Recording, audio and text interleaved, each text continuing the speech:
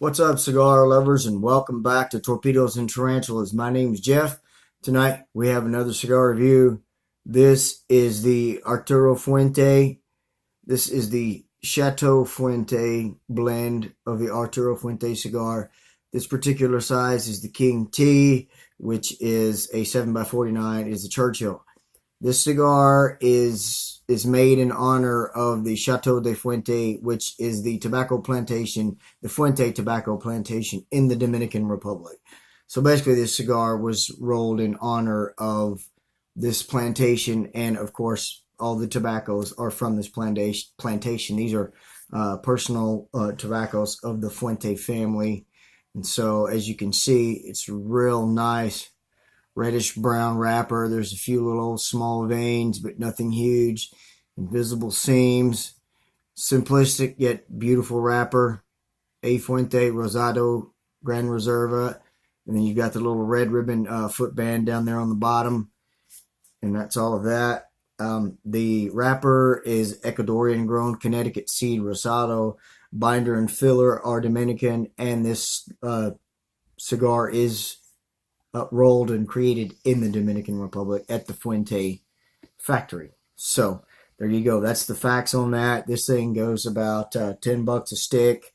And so let's get into some of the smells, shall we? Really dry aromas on the wrapper. And I'm just getting a mild cocoa. And just kind of a, not quite hay, but like dead leaf, that kind of sweetness, organic sweetness that dead leaves have, when you're raking them up into a pile and then you jump in them. It's kind of what it smells like with a little bit of mild cocoa. On the foot, a lot of sweetness, really sweet. The sweetness is a fruity sweetness, almost like a cherry. And then there's a little bit of an underlying chocolate. On the pre-light draw, the sweetness is a lot drier.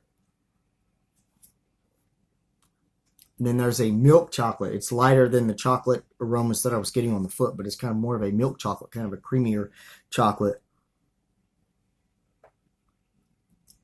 And there's some spiciness on the tongue and the lips that mixes with that. That's real nice. And then there's a dried fruit. It's kind of a mix between raisin or cherry, dried raisin or dried cherry. Excellent draw on this thing. Minimal effort. So let's get into toasting this thing and get it started up. I wanted to go ahead and apologize to you guys who watch my channel for the cigar reviews. I want to apologize for the lack of content in the past few weeks. Work has been slow, times have been tight, and I just really haven't been able to afford to get anything new, honestly. Everything that is in my humidor right now is a limited edition or something, or it's something that I've already done a review on, so I just wanted to wait until I got something new to review, and I got in a pretty full week at work last week. Went out to my local liquor store. They have a small cabinet humidor out there, and I found this one and another one, which I'm going to do a review on in the next week or two. So I decided I would go ahead and do another review.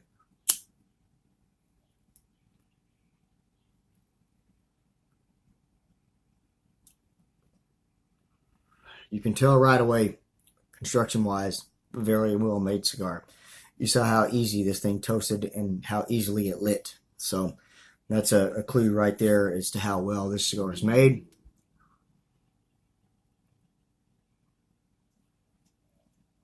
Right off the bat, I'm getting plenty of cedar there, which I attribute some to this tube, which has the cedar sleeve in it. So the first third or so, you're going to have some of those cedar notes.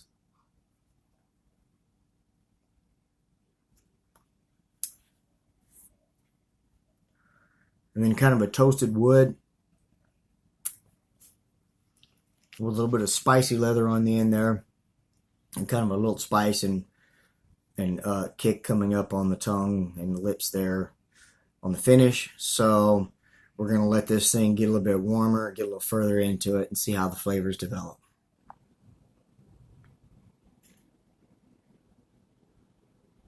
Alright guys, so here we are back. Arturo Fuente, Chateau de Fuente. King T Risotto. As you can see, performing beautifully. Plentiful smoke output. The burn line is pretty straight, not needing any attention. Nice tight white ash, no flaking, no flowering. Just kind of bending a little crooked, but no big deal. It's nice and tight and just all around great. Draw is still very effortless. And then in this first third here, we're probably 15 minutes in. In the first third, I'm getting a lot of cedar, a lot of leather, and then an oakiness. And that's basically it. That spiciness that was there in the beginning has faded out and is not there all the way through the finish. It's gone. There's not a whole lot of sweetness. It's just a lot of that dry, woody, notes or flavors with the leather mixed in with it. And that's about all there is to it so far. Pretty simple, but very flavorful stick. All of the flavors are in equal amounts, so they all really come through. Nothing outwashes the other, so pretty good so far. I'm going to get about the halfway point, see if we get any changes.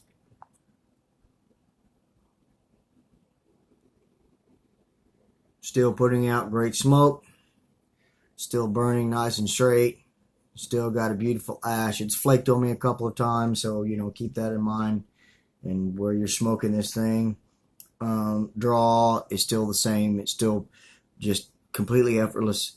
Before I get to the flavors, I just wanted to draw your attention, guys, to the cap on this thing. I don't know that you can see it as well as I could due to the lighting, but I mean, if you look at this thing and count some of those lines, this cigar here is every bit a triple cap.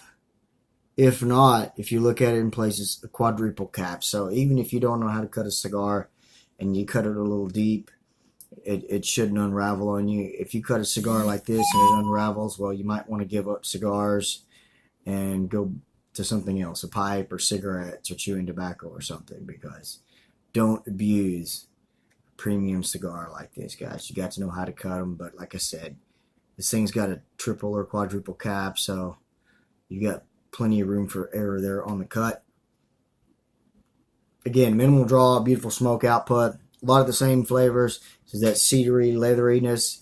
It's taken on a creamy characteristic, so there is a coffee that comes up on the finish, but it's not so much a black coffee as it is like coffee with a splash of creamer because of that creaminess. And so that's basically all that I'm getting so far in flavor profiles. Nothing complex or strong or anything like that. Just an all-out enjoyable cigar. Mild to medium again so far. So let's get to the band point and then see what kind of changes we get, huh?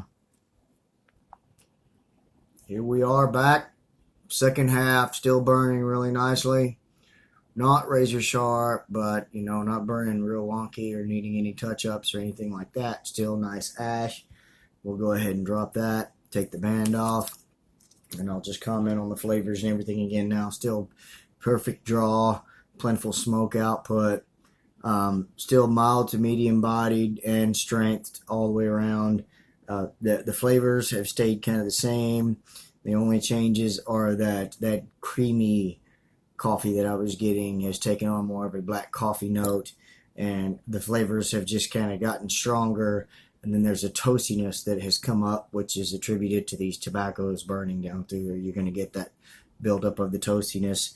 And then there's a black pepper that's kind of come in. So that's about all I've got so far. I'm going to get down to the nub of this thing and give you my final thought. Here we are back in the final third of this thing. And I don't think that there's going to be any changes in the last little bit of this. So I'm going to go ahead and end it right here. Again, still burning beautifully.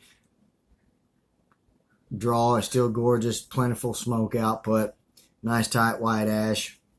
Flavor profiles, not much change, except the fact that in this last third, everything has gotten kind of stronger, and then there's a lot more of that toastiness and that smokiness that is attributed to the tobaccos just burning down, throughout this cigar that have lended that characteristic to it. So flavor profiles, it's a lot of cedar and leather with a little bit of a coffee in there. Kind of like I said, a cup of coffee with a splash of cream in it.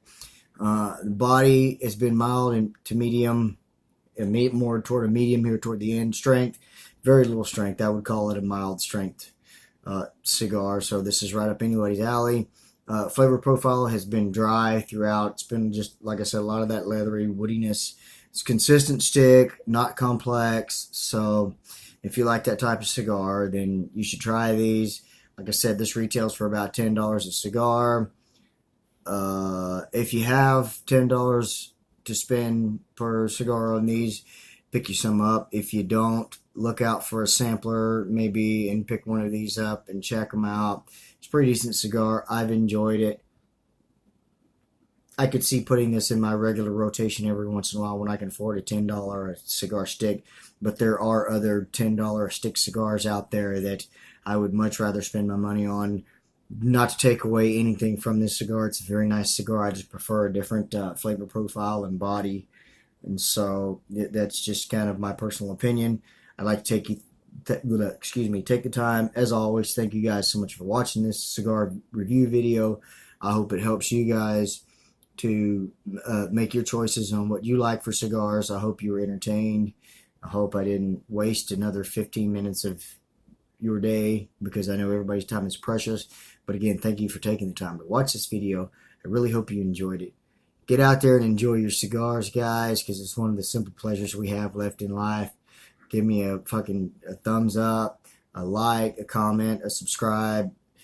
Share this video with your friends. And as always, thank you so much for watching. Take care, guys. Have a great night, and God bless you all.